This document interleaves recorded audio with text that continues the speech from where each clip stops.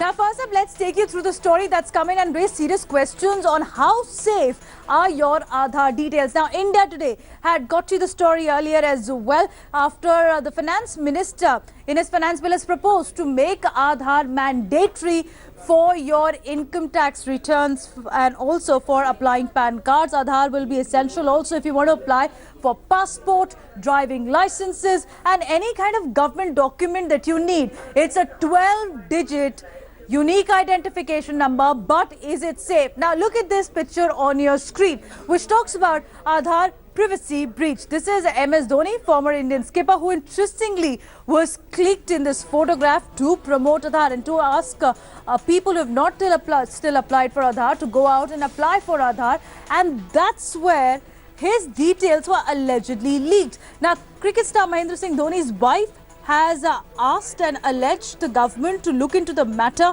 She said that the Common Service Centre e-Governance official Twitter handle posted pictures of Dhoni in which he's getting his fingerprints scanned into the system, which is the first step when you want to apply for an Aadhaar card. A picture containing personal details of Dhoni was also uploaded on the official Twitter handle of the agency, is what Sakshi has claimed. Now, she said that Dhoni's privacy was compromised. She's also taken the request to the Information and Technology Minister Ravi Shankar Prasad in her tweet asking him whether there was any more privacy left. The IT Minister had earlier retweeted the agency's tweet as well, reacting to Sakshi's allegations. Now, he's taken a strict promise that he would act against those who are behind it. An Aadhaar privacy breach which is happening from the government's agency on your screen at the moment. But a larger question, whether your details are safe. If somebody is able to access your 12-digit code number, then what happens? Let me go across to Brijesh, who's joining us as well right now. So, Brijesh, take us through the details when the Union Minister Ravi Shankar Prasad was informed about the incident, what exactly had happened and how the action has been taken to ensure that Aadhaar privacy details are not leaked.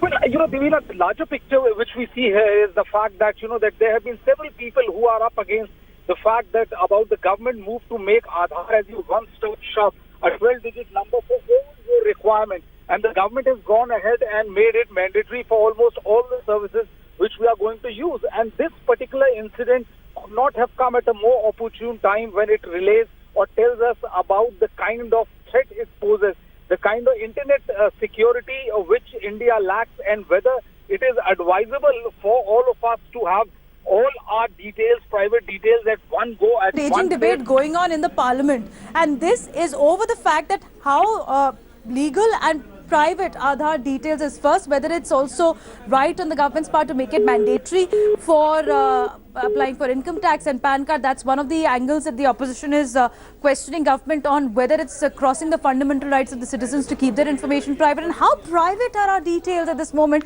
Can the government afford this kind of a mishap?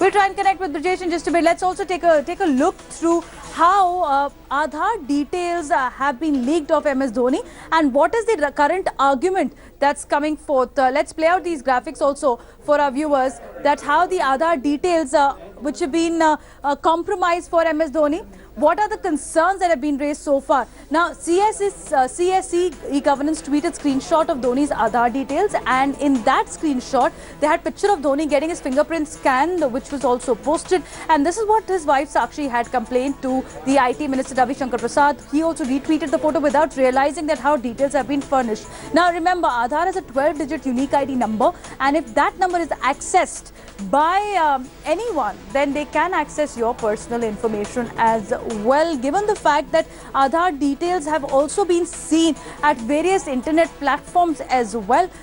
There have been also concerns raised that how come the database is available easily. Now, Aadhaar Act also talks about this entire concern, and there have been concerns raised about whether KYC norms have been followed when Aadhaar card is applied for. We're getting some reactions.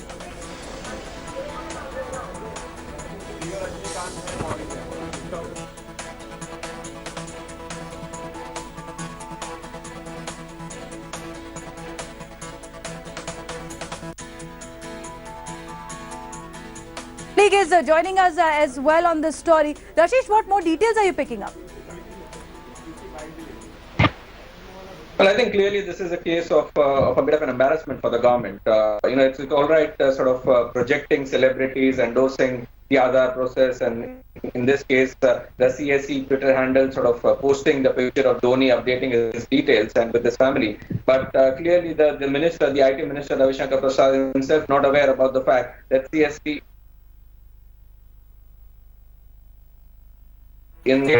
posted on the Twitter handle the personal details of MS Dhoni, which was then retweeted by the minister himself. This is something that was pointed out by Dhoni's wife, Sakshi Dhoni, and then, of course, Ravi Shankar Prasad admitted that he would look into it. So, remember, celebrities are quite privy. They did not want to disclose these details, and this is something that holds true for any citizens for India, for that matter. And so, at a stage when the government is on an overdrive to enforce the Aadhaar process for various government activities, this security lapse as far as personal details of individuals go is not a very opportune time for.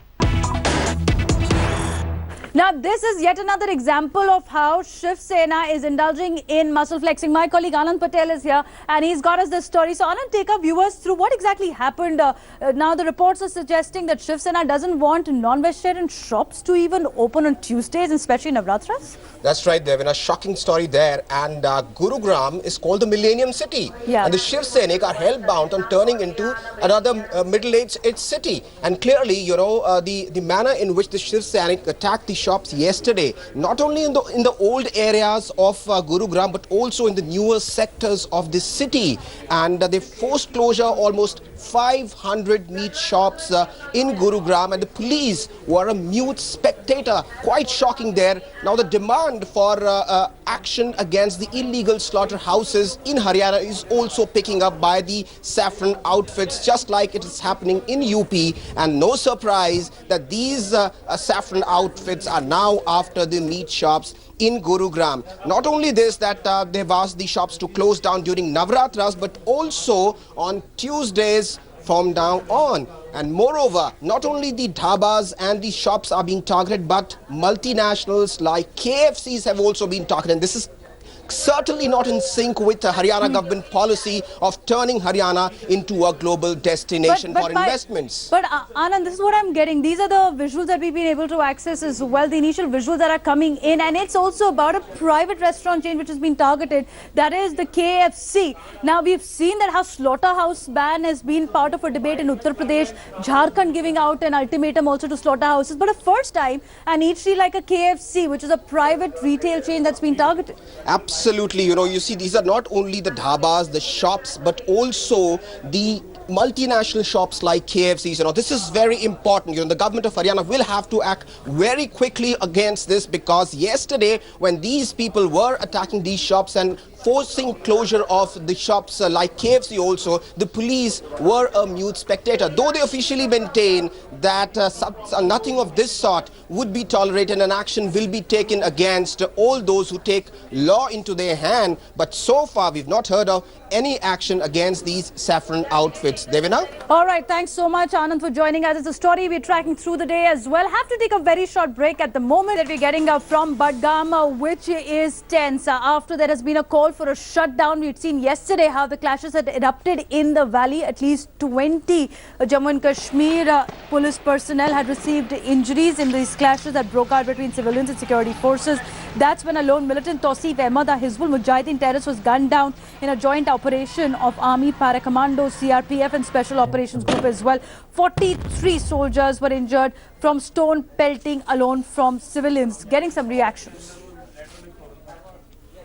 देखिए, इसके बारे में तो आम लोग जो है उनको सोचना पड़ेगा, क्योंकि मिलिटेंसी यहाँ कई सालों से चल रहे हैं। हजारों की तादाद में लोग मारे गए हैं, चाहे वो मिलिटेंट हो, चाहे सिविल इंडिया हो, चाहे सिक्योरिटी फोर्स हो, चाहे पुलिस, पर उससे कुछ हासिल होने वाला नहीं है। तशद्दुद से कुछ हासिल होने वाला नहीं है। जो भी कुछ हासिल होगा वो बातचीत से, अफ़ाम व तफ़हीम से होगा और अमन से। Well, Divina, situation continues to be tense. Today, the separatist parties have given a Bandh call on this incident that took place yesterday. Remember, 3 civilian youngsters died because of the bullet injuries. They were protesting outside that encounter site where the gunfight was taking place.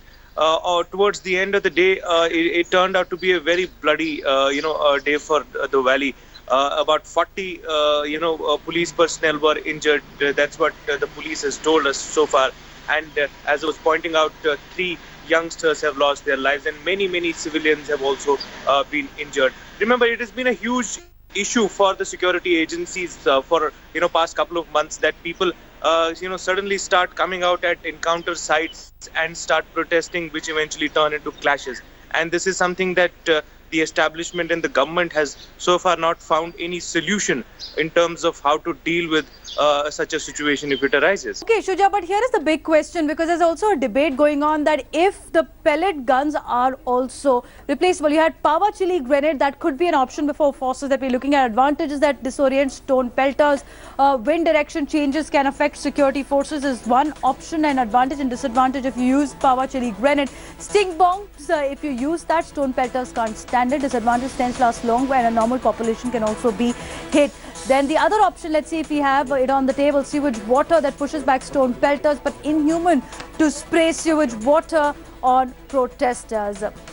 And also water slugs, which are non-lethal, but the water supply is required if you want to use this option as well to ensure that civilians are not harmed, but if there is a group that's assembled, can be dispersed without actually causing any grave injuries. We'll talk more about that right now.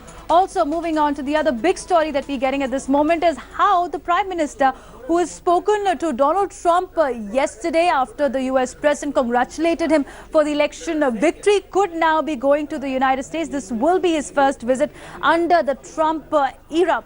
We're getting the information that how day after Trump called Modi to congratulate him on electoral success, the White House in a statement has stated that US President has extended invitation to the Prime Minister to visit Washington later this year. The White House in a statement has said that US President looks forward to host the Indian Prime Minister sometime this year. However, the two leaders are expected to also meet on the sidelines of G20 summit in July. That will be their first face-to-face meeting after the US President Donald Trump has assumed office.